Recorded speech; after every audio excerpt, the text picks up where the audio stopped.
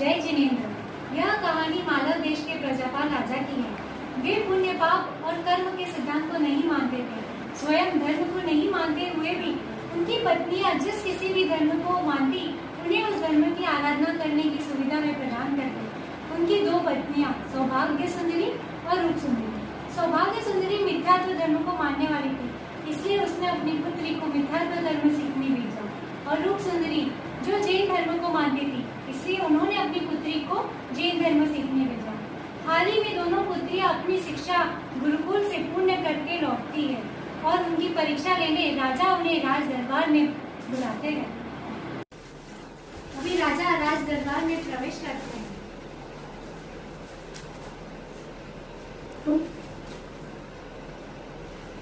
ये है सुर सुंदरी जो मिथ्यात्व धर्म का पालन करती है। ये है मैना सुंदरी जो जैन धर्म का पालन करती है।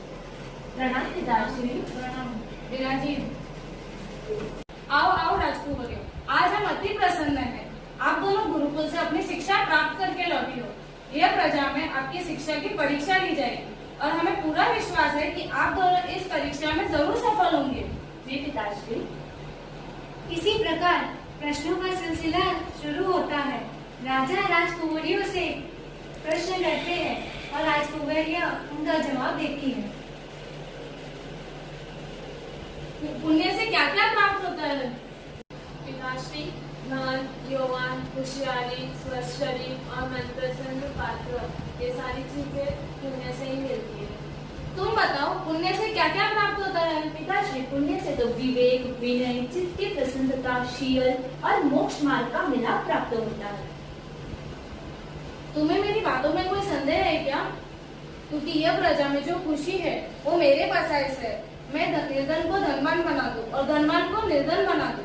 नहीं पिताश्री नहीं, मुझे आपकी बातों में कोई संदेह नहीं। ठीक है, आज मैं बहुत प्रसन्न हूँ। बताओ तुम्हें क्या चाहिए? पिताश्री, इस सभा में एक राजकुमार आए हैं, उनको देख के मेरा मन मोहित हो गया, मुझे उनसे विवाह करना है। ठीक है। राजा सुर सुंदरी पर खुश होकर उनका विवाह शंखपुरी के राजा हरिदमन से कराते हैं। तुम्हें मेरी बातों में कोई संदेह है क्या? जी पिताश्री, आप उचित रहोगे, पर आप अपनी बातों पे इतना अभिमान ना कीजिए। ये जो भी प्राप्त हुआ है सिर्फ और सिर्फ मेरे कर्मों की वजह से। पता है, जो तुम वस्त्र पहनती हो, सोने के झूले में जो झूलती हो, तुम्हारे चारों बाजू जो नौकर चाकर है, वो सब मेरे पसाई से। अगर मैं चाहूँ तो वो सबको नष्ट कर दूं। पिताश्री, इतना अभिमान आपको? पिताश्री, मैं मानती हूँ मुझे आपके कुल में जन्म मिला, मुझे चारों और नौकर चाकर ये सुख सुविधाएं मिली, पर इस सब का कारण मेरे पुण्य और मेरे कर्म ही है। ठीक है, तुम्हें अपने कर्म पर बड़ा अभिमान है ना? तुम्हारे कर्म में कैसा फल लिखा है ये मैं भी देखता हूँ। शांत हो जाइए राजकुमारी, शांत हो जाइए। चलिए राजा जी, हम बाहर थोड़ा टहल के आते हैं। इसी तरह राजकुमार और मंत्री सभा से बाहर जाते हैं। मंत्री बाहर टहलने जाते हैं और उन्हें 700 कोड़ियों की टोली मिलती है। उनमें से उनका प्रधान आकर मंत्री से कुछ बातचीत करता है। अब देखिए कि मंत्री से उन्होंने क्या बात की है। राजा जी, बाहर 700 कोड़ियों के टोली आई है। तो वे अपने राजा के लिए रानी ढूंढ रही है। उन कोड़ियों को यहाँ बाहर रानी मिलेगी? नहीं नहीं राजा जी, उनके प्रधान कहते हैं कि आपके राजा इतने अच्छे हैं कि जो भी मांगो वो तुरंत दे देते हैं। इसी कारण वे आपसे इसी वक्त मिलना चाहते हैं। ठीक है, उनको जाके कहिए कि वो हमारे दरबार में आ जाए। ठीक। अभी राजा को मैना के वचन याद आते हैं और राजा मन ही मन सोचते हैं कि अभी मैना के लिए उसके कर्म ने ही वर भेजा है जो कुष्ठ रोग से पीड़ित है। इतने में ही मंत्री उमर राणा को लेकर दरबार में प्रवेश करते हैं। प्रणाम महाराज। प्रणाम। या मेरा जी, जाके मैना को बुला के लेके आइए। मंत्री जी मैना को राज दरबार में लेकर आते हैं। प्रणाम पिताश्री। प्रणाम। आपने मुझे बुलाया? बैठिए। मैंने तुम्हारे विवाह के लिए राजकुमार ढूंढ लिया है।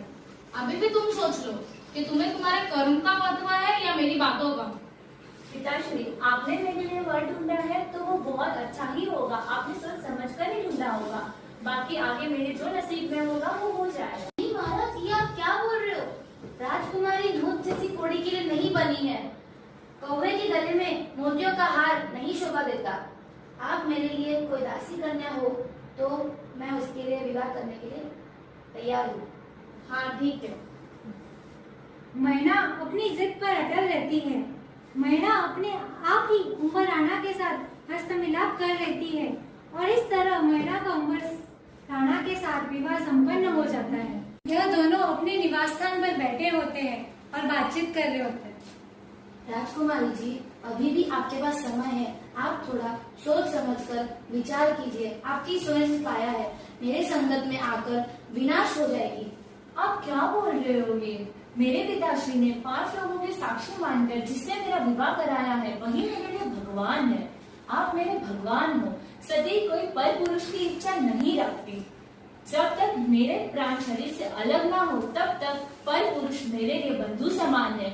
आप अपने दिमाग से ये सारे विचार निकाल दीजिए। दूसरे दिन मैना रोज की तरह देरासा जाती है और चैत्य वंदन करके उपाश्रय में गुरु महाराज के पास वंदन करने जाते हैं। तभी उनसे गुरु महाराज पूछते हैं, आज तुम अकेली दिख रही हो? हमेशा तो तुम्हारी सखिया साथ में रहती है और तुम्हारे साथ में नररत्न कौन है? तुम्हारे दुख का कारण क्या है? तभी मैना अपना पूरा वृत्तांत उन्हें सुनाती है।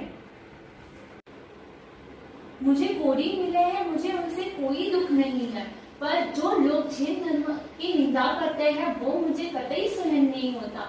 मुझे आप कोई उपाय बताएं जिससे इनका ये रोग और जैन धर्म की प्रभावना बढ़े। तभी गुरु महाराज मैना से कहते हैं कि मंत्र तंत्र जड़ी बूटी जैन साधु नहीं बनाते, लेकिन नवपंथी की आराधना जो आसो मास और चैत्र मास में की जाती है उन्हें आप विधि सहित करें। इसी तरह मैना और उमर राणा वहाँ से निकलते हैं और होली नवपंथी की होली की शुरुआत करते हैं। मैना की माता को भी पता चल जाता है कि जिस कोड़ी के साथ उन्होंने उनका विवाह कराया था वह और कोई नहीं श्रीपाल राजा है। यह देखकर माता अति प्रसन्न हो जाती है और उन्हें वह मैना के मामा के घर लेकर जाती है। इसी प्रकार एक दिन उमर श्रीपाल राजा और मैना सुंदरी जरोके में बैठे हुए बातचीत कर रहे होते हैं।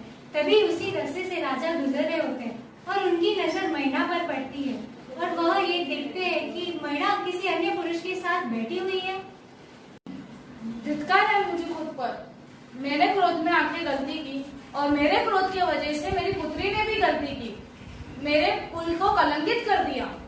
अब मामा राजा प्रजापाल को देखते हैं। क्या हुआ महाराज, आप इतने दुखी क्यों लग रहे हैं? दुख की तो बात है, मेरी पुत्री ने मेरे कुल को कलंकित कर दिया। नहीं महाराज, ऐसा कुछ नहीं हुआ है। यह वही उमर राणा है जिनसे आपने अपनी पुत्री का विवाह करवाया था। ये उमर राणा और कोई नहीं, हमारे श्रीपाल महाराज है। आप यह सोच रहे होंगे कि इनका ये रोग कैसे गया, तो इनका ये रोग सिर्फ और सिर्फ नवपंथी की होली और जैन धर्म की वजह से गया। मैं आश्चर्य हो गया, जैन धर्म में इतनी ताकत है। आज मुझे मालूम पड़ा जैन धर्म ही सब कुछ है। सुंदरी एक नाटक मंडली के साथ श्रीपाल राजा के महल में आई हुई होती है और अब सुंदरी अपना वृत्तांत सुनाती है। जब अपने नगर पहुंचे, नगर के द्वार पर ही हमें रोक दिया गया क्योंकि उस समय शुभ मुहूर्त नहीं था, इसलिए। और इतने में वहाँ पे डाकू लोग आए और राजा अरिदमन मुझे वहीं छोड़ते चले गए और डाकुओं ने मुझे पकड़ लिया और नाटक मंडी को बेच दिया। और मैं आज उसी नाटक मंडी के साथ यहाँ आई हूँ और मैंने आज मान लिया कि मैना के जैन धर्म की जीत हुई और मेरे मित्रत्व धर्म की हार। मंत्रों में नवकार मंत्र और तीर्थों में शत्रुंजय और पर्वों में पर्युषण और शाश्वती होली के समान कोई नहीं है। हमें गर्व है कि हमें जैन धर्म मिला। जैनम जयति शास्त्र। इस नाटक में हमसे जानते अजानते कोई भूल हुई हो तो मिच्छामि दुक्कडम।